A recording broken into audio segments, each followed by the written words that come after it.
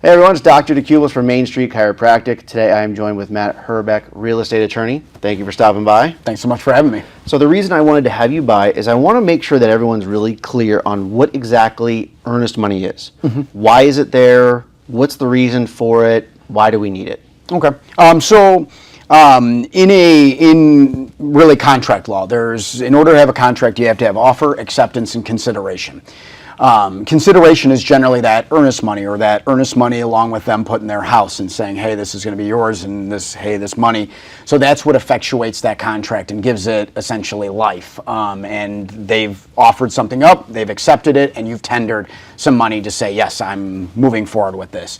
And ultimately, earnest money is generally comparable to what purchase price is. A lot of times the real estate agents kind of give that information to the clients and say, hey, this is what's normal, this is what's expected, and most of the time both parties kind of follow through with that. That being said, once that earnest money is tendered, earnest money has to be released by both parties in order for it to essentially go anywhere. So if, for instance, the buyer breaches the contract and just day before closing says, hey, I'm having cold feet, I'm not moving forward with this, that earnest money is supposed to be released to the seller. However, it only gets released if the buyer agrees to release it. So the buyer might say, no, I don't want to. And even though they're definitely in the wrong, that earnest money would then just sit there. So a lot of times sellers do get focused on, hey, they've got $5,000 in earnest money.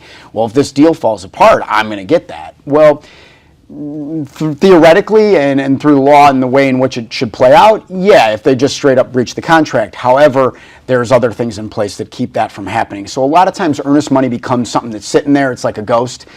You might know it's there, you might feel it's there, but you don't actually get to touch it or do anything with it unless both sides say, yes, that's okay and are in agreement.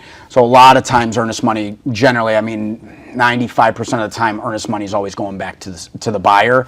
And also because there's contingencies built into contracts. So there's mortgage contingencies, there's home sale contingencies, there's things that say basically if this doesn't happen, then I can cancel the contract as a result of it and receive a return on my earnest money.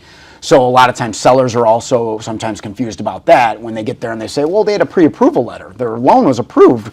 Now they're asking for an extension of the financing. What does that mean? And a lot of times they're all focused on, well, they're not going to get the loan and I'm going to want the earnest money. Well, again, it doesn't necessarily work that way.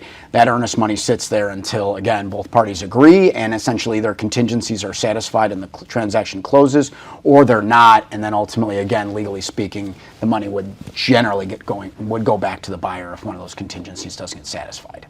And everything you just said is the reason why you need to have an attorney. Yeah, yeah. There's a lot. There's just so much. Again, there's so many things that play into effect. So we do hang on words, and things mean a lot of stuff that a lot of people take for granted. And not to mention, even when I have my own transaction, I had an attorney handle my transaction. You don't look at it the same when you're looking at it from an emotional standpoint, and whether it's what I do on a daily basis or not, I'm looking at it with a different eye than I do when I'm outside the transaction, essentially from an attorney standpoint only looking at it. So 100%, yes, always, it's a good thing. It's one of the biggest investments you'll ever make in your life, so it's never a bad idea to have another person looking at it that's got your best interest in mind. Yeah, you always want to have an advocate. Yeah, makes perfect sense. Absolutely. So if you want to get in touch with Matt, his contact information is below. As you can see, he's an expert in this, been doing it for a long time, so please reach out to him.